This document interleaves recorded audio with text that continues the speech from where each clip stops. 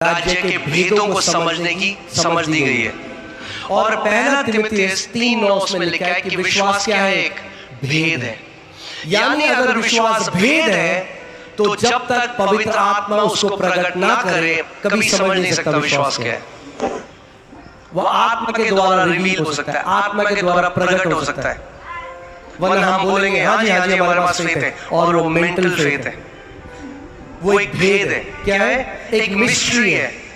और क्योंकि वो एक भेद है इसीलिए जब आप उसको पालोगे वो आपके जीवन में ट्रांसफॉर्मेशन को लेके आएगा। आमेन।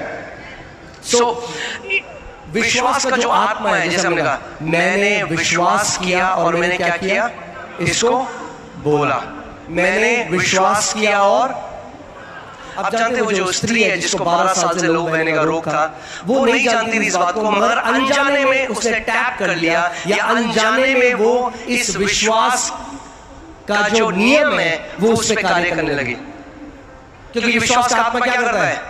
मैंने विश्वास किया और मैंने, वो औरत क्या कर रही थी? वो बोल रही थी। और बोलते बोलते अब मैं आपको एक चीज और बताता हूं।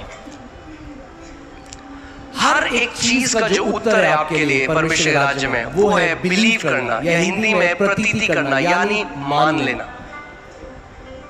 बहुत सारे विश्वासी वो नहीं करते। आपको पता है हमारी सबसे बड़ी प्रॉब्लम क्या है? कर्म नहीं है, ये नहीं पास्टर जी हमसे फास्टिंग नहीं होती, पास्टर जी नहीं है, वो नहीं है। सबसे बड़ी आप विश्वास नहीं, आपका हार्ट बिलीव नहीं करता। ये मसीहियों की सबसे बड़ी दिक्कत क्या है? वो बिलीव नहीं करते। जो परमेश्वर की वजह, हमें कुछ प्रमाण चाहिए बिलीव करने के लिए, मगर वो बिलीव करना नहीं है, वो फिर सेंस नॉलेज है। जब परमेश्वर ने अब्राहम को कहा अब्राहम मैं तुझे जाति जातियों का पिता बनाऊंगा, बाइबल कहती है मैंने तुझे बना, Abraham I have made you, मैंने तुझे बना दिया है जाति जातियों का पिता। क्या हुआ?